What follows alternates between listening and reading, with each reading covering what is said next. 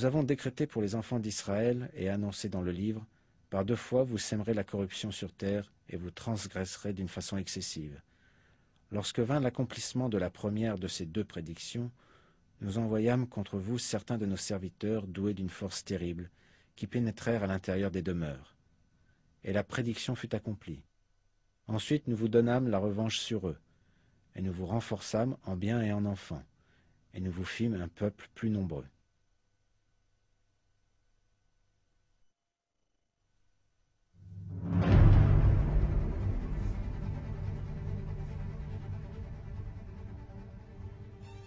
Comme ces versets le révèlent, les enfants d'Israël allaient semer la corruption par 2 fois sur terre.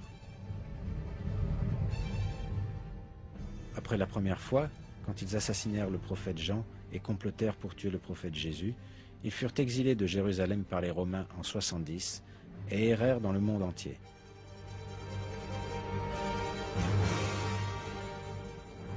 Lorsque ce verset fut révélé au prophète Mohammed, les Juifs vivaient dans des conditions très difficiles dans différents pays et n'avaient pas un pays à eux.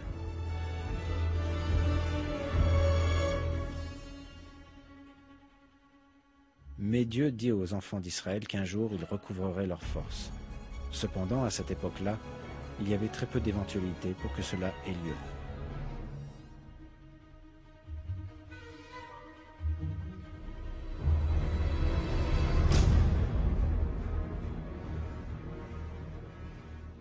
Par contre, plusieurs siècles plus tard, les Juifs retournèrent en Palestine et y établirent l'État d'Israël en 1948.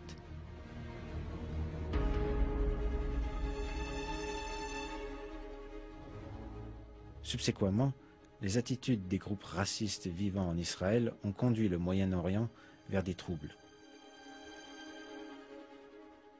L'état actuel des choses est un signe de la seconde corruption dont seront responsables les enfants d'Israël.